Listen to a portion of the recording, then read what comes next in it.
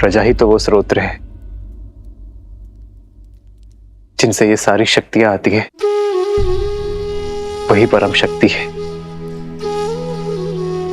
परमात्मा सी अटल है। प्रजा के प्रेम और विश्वास के बिना एक राजा अपराधी से अधिक और कुछ नहीं है। तो क्या उस परम शक्ति को त्यागना अपमान नहीं? जिसने सब कुछ दिया, क्या उसे बिना आश्रय छोड़ जाना द्रोह नहीं होगा? जब जनकपुर में आपके पग पड़े थे तब ऋषिया श्री रंगा ऋषि ने कहा था कि आप नए युग का आरंभ है। शत्रुओं का नाश कर प्रजा के आज की रक्षा तो हर प्रतापी राजा करते हैं, किंतु पूजनीय वो होते हैं जो नए समाज का निर्माण करें, प्रजा को उज्जवल कल का उपहार दे। ये संसार आपको युगों युगों तक पूजेगा और आपके कारण मेरी भी आराधना होगी, किंतु केवल तब जब कर्तव्य और सुख के संघर्ष में हम कर्तव्य को चुनेंगे, सुख को त्यागेंगे। राज्य आपका कर्तव्य है आर्य, और सीता आपका सुख।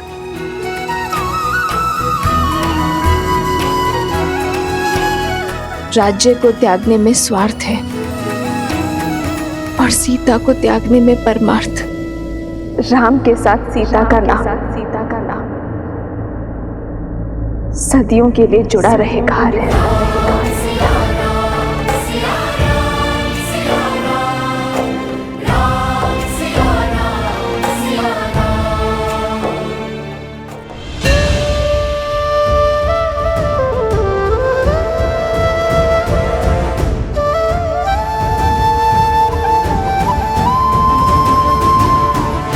बदली पवन बदली मन धारा, बुरी सोच का खेल है सारा।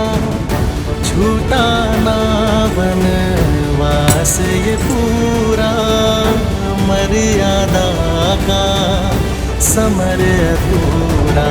कैसे करे हमारी ये राम सिया राम सिया राम सिया राम।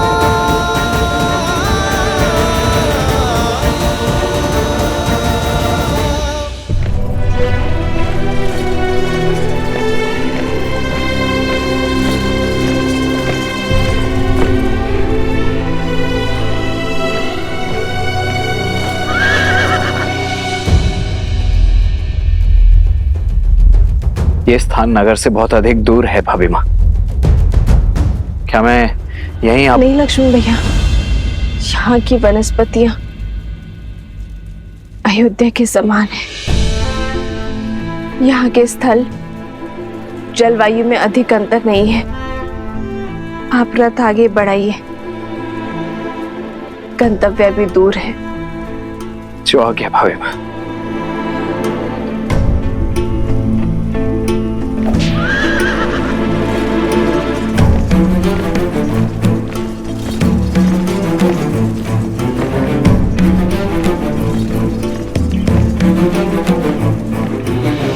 रुक जाइए लक्ष्मण भैया, मेरे लिए यही स्थान सर्वश्रेष्ठ रहेगा।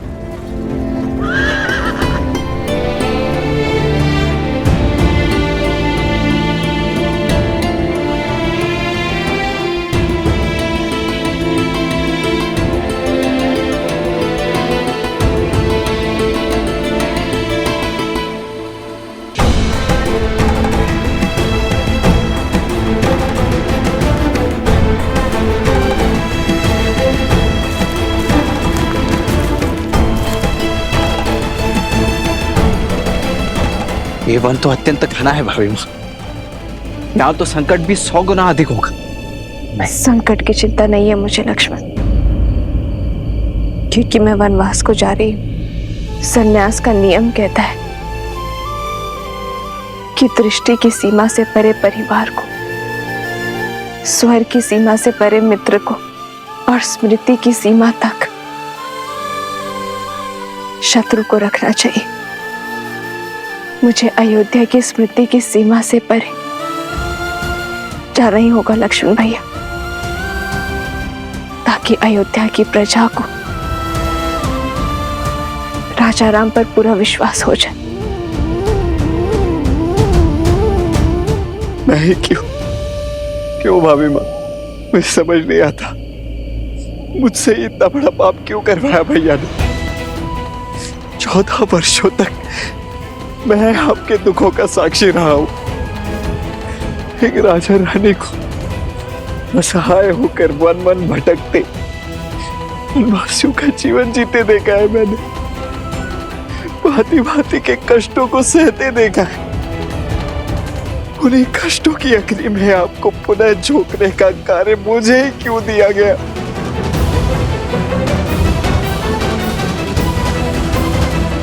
मुझे जल मिलेगा लक्ष्मण भैया।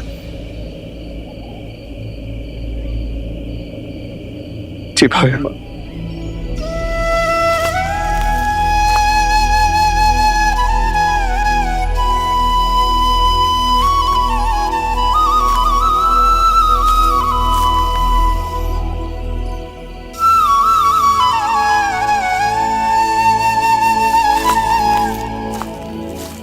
लीजिए भाई।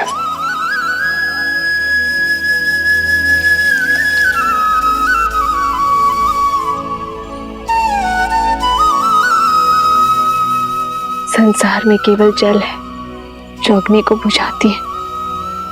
यही आपके प्रश्न और पीड़ा का उत्तर है।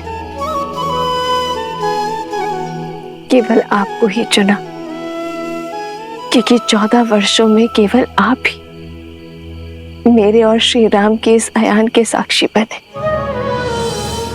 इन 14 वर्षों में श्री राम और मैंने आप में पुत्र देखा,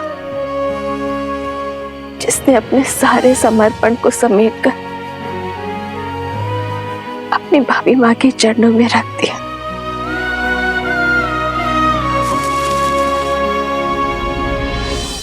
तुम आता उसी पुत्र को इतना कष्ट? क्योंकि वनवास बीत गया है लक्ष्मण।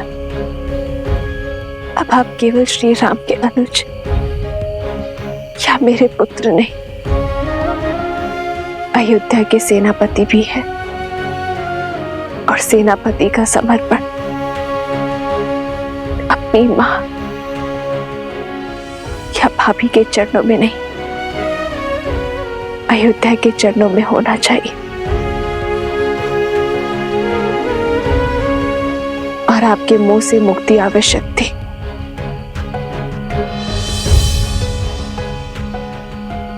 सेनापति का पद पाकर भी इतना बड़ा पाप करने का साहस नहीं जुटा पा रहा हूं मैं भाभी मां।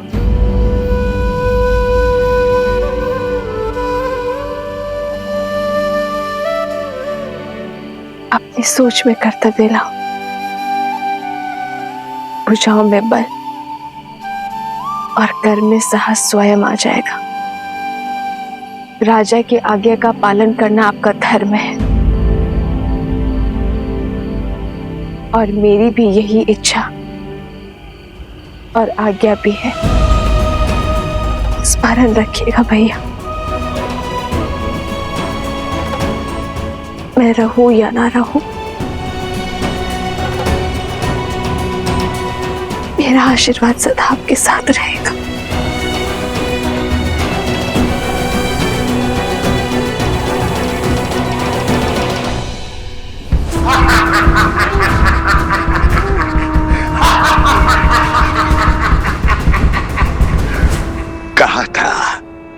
कहा था मेरा अस्त्र खाली नहीं जाता है।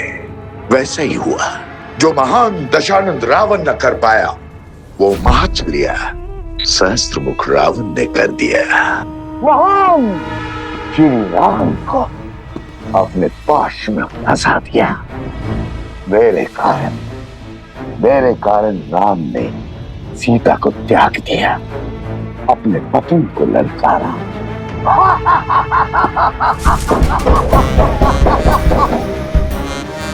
आओ शूर्पणखा, आओ। जानता था तुम अवश्य आओगे। मेरी विजय तुम्हें खींच लाएगी। आओ, इस उत्सव का आनंद लो। आज पहली बार राम के विरुद्ध इस युद्ध में हमें विजय मिली है। उत्सव मनाओ।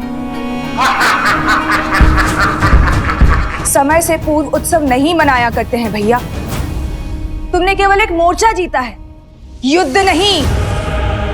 अभी विजय का केवल एक पड़ाव पार हुआ है, वो राम है।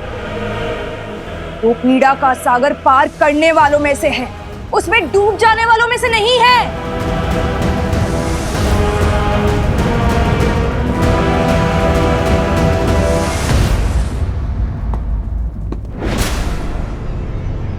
राम, तुम्हें क्या लगता है प्रिय बहन, सहस्त्रमुख रावण ये नहीं जानता।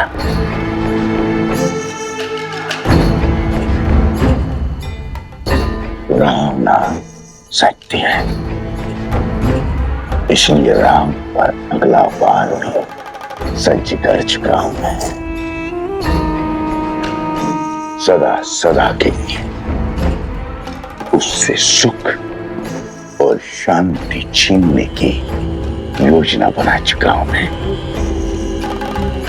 और ये उत्सव उस योजना के प्रारंभ का शंखनाद है। रात्रि के अंधकार में डूब जाने दो अयोध्या के सूर्य को। प्रचंड त्राहि मचा देने वाले मेघों से भर जाने दो अयोध्या का आकाश। मनाने दो मुझे राम की हार का त्योहार, क्योंकि कल ये युद्ध खड़ा होगा अयोध्या के हर घर के द्वार।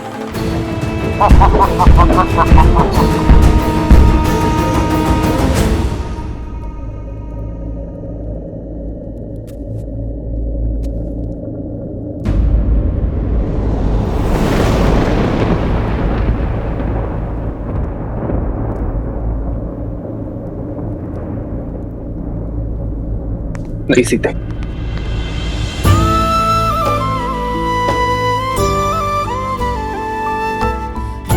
कर्तव्य के लिए प्रेम का त्याग। मैं विवाह में दिए वचनों का खंडन नहीं कर सकता। जीवन की तीनों अवस्थाओं में तुम्हारे पालन का वचन देकर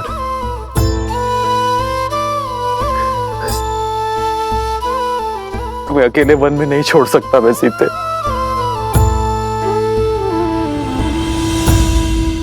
आपके दिए वचनों पर विश्वास करके ही तो अशोक वाटिका की यातना, विरह की असहनीय पीड़ा को धीरज के साथ सहा था मैंने। और अब वन में भी आपके दिए वचन के संबल पर जीऊंगी। और आप जीएंगे उस वचन के आधार पर जो राजा राम ने अयोध्या को दिया है, कुटुंब को संस्कार और धर्म की धारा देने का वचन। समाज में फैली मलिनता, कुविचार और लोक अपवाद से अयोध्या के कल को बचाने का वचन।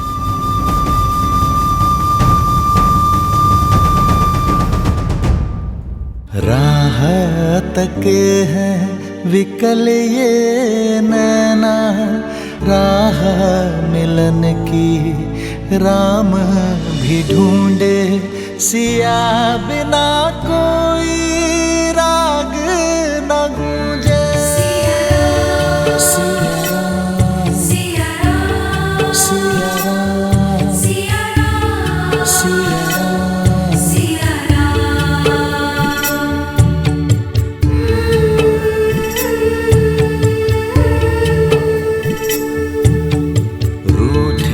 से लगते सांसों के धागे, भीगे ये नैना सोए न जागे तन से प्राण विलग हों जैसे सिया से राम अलग हों कैसे।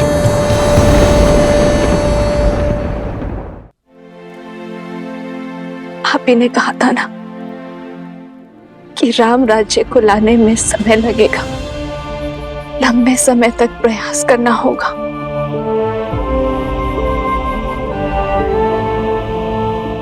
किंतु हमारी संतान तो शीघ्र ही इस जीवन में आ जाएगा। यदि इस पर भी दूषित होने का लांछन लगा तो लोक अपवाद की छाया पड़ी तो क्या हमारे पूर्वज हमें क्षमा कर पाएंगे? आर्य, क्या इस अपराध के लिए आप स्वयं को क्षमा कर पाएंगे? आर्य,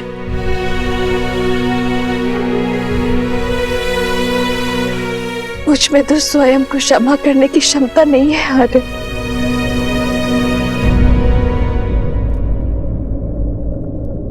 ठीक कहा सीते तुमने।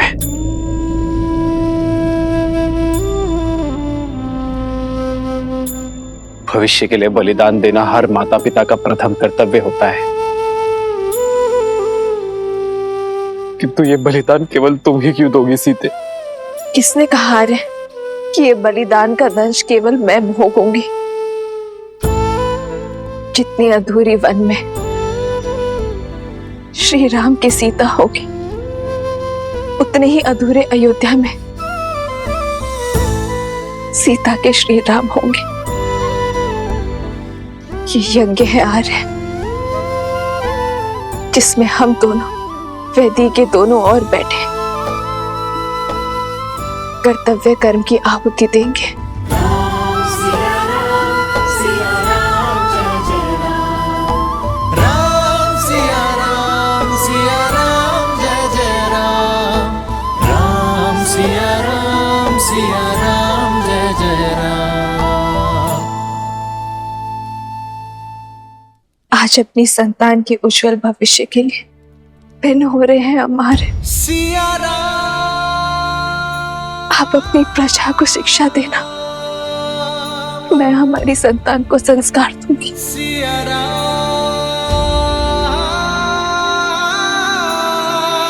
सिया राम। किंतु मुझे पूरा विश्वास है हमारी नीति शुभ है, इसलिए नियति हमारा मिलन पुनः अवश्य करवाएगी। हम दोनों की सोच एक है आर्य, इसलिए कार्य क्षेत्र भिन्न होते हुए भी हमें एक होने से कोई नहीं रोक सकता।